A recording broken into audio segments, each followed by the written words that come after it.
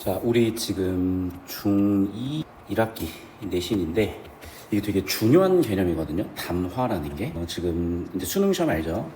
2025학년도 6월이 굉장히 어려웠는데 거기서도 5년들 1등이 있었어요. 이게 담화 문제인데 이게 사실은 담화라는 걸 들어보면 별거 없구나라고 생각을 해. 근데 문제는 얘를 문제로 만드는 걸 많이 못 봤고요. 두 번째는 이 개념도 너무나 당연하다고 생각을 하고 넘어가 버리니까 되게 소홀하게 공부를 해요.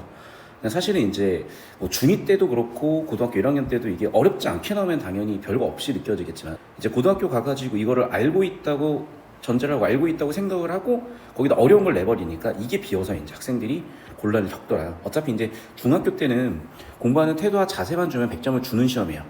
근데 이제 고등학교 때부터는 100점을 주는 게 목적이 아니라 점수를 계속 촘촘하게 갈라가지고 평가를 하는 게 목적이거든. 그래서 상위 10% 안에서도 애들이 원점수가 몇 점이냐에 따라서 대학교에서 평가를 해서 선발을 해야 될 거 아니야.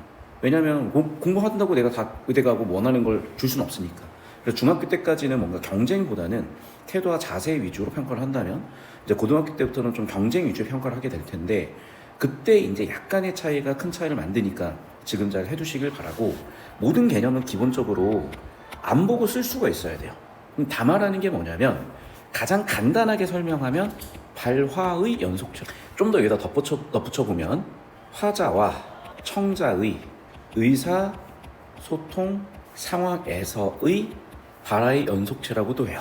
자, 이걸 나중에 여러분이 이제 문법을 배우게 되면 좀 큰 틀로 정리를 해야 되는데, 예를 들면 이런 거야. 지금 중2 학생들이니까 뭐 복소수는 배운 적이 없었을 거예요. 그런데 예를 들면 자연수 배웠을 거고요, 유리수 배웠을 거예요. 그런데 우리가 이렇게 따로따로 배웠지만은 이것도 이렇게 정리하는 게 아니라 중2쯤 됐으면 어떻게 정리를 해야 되는 거냐. 일단 여러분이 배운 수체계는 유리수 체계. 자, 유리수는 크게 두 가지가 있죠. 정수와 정수가 아닌 유리수. 정수이다는 거 제가 플러스라고 쓰고 아니다를 마이너스 써볼게요. 그럼 정수인 유리수는 또 세 가지죠. 양의 정수, 음의 정수, 영. 그럼 봐봐.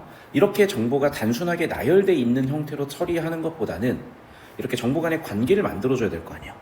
자, 그러면 여러분 만약에 여기에서 음의 정수를 빼고 이런 어떤 정보를 표현했다고 하면은 뭔가 어색해지죠. 이제 이런 걸 우리는 뭐라고 할 수 있는 거냐면 좀 이따 배우겠지만 완결성이라고 해요. 그러니까 아까 좀 이따 이제 우리가 읽어본 학생들 알겠는데 뭐 통일성, 응집성 이런 얘기를 하잖아. 자, 그런데 예를 들면 여기에 갑자기 강아지가 들어가 있어요. 강아지가 들어올 자리가 아니잖아. 그러니까 자, 정보라는 게 이게 강아지가 이 자리에 들어오면 안 된다라는 것을 악인하는 거는 통일성이에요. 자, 그 다음 봐요 여러분. 양의 정수와 음의 정수의 관계는 같은 자연수에다가 부호 개념을 붙여본 거죠. 그럼 봐봐. 얘와 얘는 수직선상에서 거리가 동일하죠.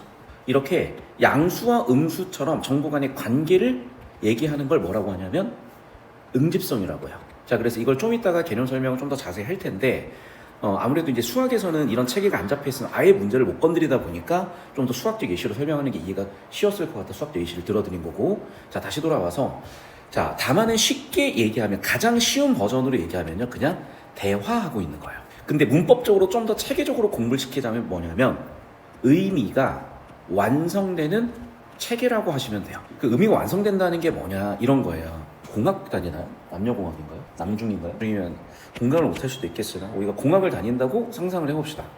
자, A라는 애가 있어요. 저라고 해볼게요. 인호가 영숙이를 찾다라고 한번 해볼게요. 그러면 인호가 영숙이를 찾다는 두 가지 의미가 있잖아. 1번은 뭐야? 진짜로 발로 뻥 찼다야. 2번은 뭘까? 헤어졌다죠. 아, 2번은 상상하기 혹시 끄덕끄덕은 뭘까? 자, 그럼 봐봐 얘들아. 뭐 가능성이 0.1%도 있으니까. 그러면 봐. 인호가 영숙이를 찾다라고 했을 때 이 얘기야. 둘이 만약에 연인 관계였다고 치자. 둘이 연애하고 있었다고 치자. 둘이 남친 여친이었다고 치자. 그러면 여자친구 발로 때리는 애가 있나? 도라이죠 거의. 그 정도면 없죠 거의. 그럼 봐봐 얘들아. 매우 높은 확률로 얘죠. 근데 진짜 얘가 이상한 애여가지고 때렸을 수도 있어. 그러면 둘이 연애하고 있는 상황이었다면 얘는 거의 100%에 가까고요, 얘는 0%에 가까울 거야, 근사값이. 그런데 평소에 둘이 엄청 사이가 안 좋아요. 그리고 영숙이가 평소에 자꾸 인호를 때렸던 애야. 그러면 야, 인호가 영숙이 찼대라고 하면 어떤 확률이 높아지지? 발로 찼을 확률이 높아지죠. 헤어졌을 확률은 낮죠. 이 얘기야. 즉 우리는 문장 차원에서 보잖아요. 이 한 문장만 놓고 봐요. 그런데 얘는 두 가지로 해석이 되잖아. 우리 시에서도 그렇잖아요. 여러 가지 해석이 있잖아요. 그러면 이 문장을 정확하게 해석하기 위해서는 둘이 연인이었는지 아니면 사이가 안 좋았는지 같은 추가적인 정보가 있어야 돼. 이 추가적인 정보를 묶어가지고 뭐라고 하냐면, 좀 어려운 말일 수 있는데 여러분이 배우셔야 되니까, 이걸 뭐라고 하냐면 이걸 맥락이라고 해요. 또는 상황이라고 해요. 여기까지. 자, 그래서 보니까 문장 수준의 의미만 가지고는 충분히 빨간색 동그라미 1번, 2번이 전달이 안 될 수도 있으니까 맥락과 상황까지 고려해서 검정색 글씨를 해석해야 되겠구나, 이렇게 되는 거야. 자, 그래서 이제 지금까지 예시가 끝났으니까 다시 정리를 하겠습니다. 자, 담화는 뭐냐? 화자와 청자 사이의 의사소통이라고 해주시면 되고, 교과서 개념적으로는 발화의 연속체라고 하고요. 제가 설명하는 기준으로는 의미가 완성되는 체계라고 저는 할게요. 자, 그러면 여기서 담화의 4가지 요소를 정리하면 좀 더 이해가 쉬워요. 첫 번째, 화자. 두 번째, 세 번째, 전원. 네 번째. 자, 그러면 화자는 말 그대로 뭐 하는 사람이야? 말하는 사람이죠. 청자는 뭐 하는 사람이에요? 듣는 사람이죠. 또 전원은 전한 언어예요. 줄여서 전원이라고 하는데, 여러분한테는 어려워서 뭐 내용이라고 할 거야. 아마 상황 맥락은 방금 얘기한 것들이에요. 근데 상황 맥락 그 두 가지로 보죠. 사회 문화적인 맥락이 있고 말하는 특수한 상황 맥락. 예를 들면 이런 거야. 지금 둘이 연애를 했어. 근데 지금 둘이 사이가 안 좋아. 그런 거는 담화 맥락이고, 사회 문화적 맥락은 뭘까? 예를 들면 지금 우리 사회가 가지고 있는 어떤 문화라고 한번 해볼게. 그러면 예를 들면, 야, 좀 이따 배민시키자 라는 단어를 들었을 때 이 얘기는 뭐 하자는 얘기야? 먹자는 얘기야. 시켜 먹자는 얘기가 되잖아. 그런데 외국 애들이 보면 배민을 딜리버리 서비스야. 그럼 딜리버리 서비스를 먹자고? 말이 돼? 또는 이런 거지. 친구들끼리 야, 배민 먹자 이랬어. 무슨 얘기야? 우리나라에선 지금 이 시대에 배민을 통해서 이걸 시켜 먹으니까 배민 먹자 또는 배민 시키자가 밥 먹자는 얘기로 이해가 될 수가 있는 거죠. 해석이 될 수 있는 거죠. 그 얘기야. 이해되셨나요? 그래서 자꾸 시에서도 뭐 잡아라? 시적 화자 잡아라 하는 거지. 화자 어떻게 잡죠? 1인칭 대명사 있는지 보는 거죠. 한 사람은 청자라고 하죠. 뭐 잡죠? 2인칭 대명사 잡죠. 누구누구야 같은 혹격조사 잡죠. 이거는 보통 검정색 글씨로 나온 문자를 해독하는 건데, 문자 해독해서 끝나면 안 되고 이걸 근거로 해서 해독해서 끝나는 게 아니라 해석까지 가져야죠. 담화를 시나 뭐 여러 가지 글을 읽을 때 적용하는 거라고 생각해 주시면 돼요. 개념이라는 거예요. 알겠지? 담화의 특성에 대해서 배우셨을 거예요. 맨 처음에 통일성이 있고, 뭐가 있었죠? 응집성이 있었죠. 개념도 원래 크게 5가지 정도가 있는데 중2니까 이걸 쪼개서 좀 가르치시는 것 같아요. 특성은 이런 거예요, 여러분. 이다. 여기에 뭐를 넣어줘야지 졸리다라, 수업이 재밌다, 졸리다라는 말이 전달이 될까? 가 나올까? 그러나가 나올까? 봐. 지금 둘 정보는요, 같진 않죠. 역적 관계이기 때문에 역적 관계를 알려주는 뭔가의 기호가 필요한 거야. 그러나라는 거는 검정색 글씨로 보시면 안 되고 기호, 이런 걸 뭐라고 하냐면 연결해주는 역할을 하는 표지판 같은 거다. 그 연결 표지라고 해요. 미리 물어봐. 수업? 하는 거야.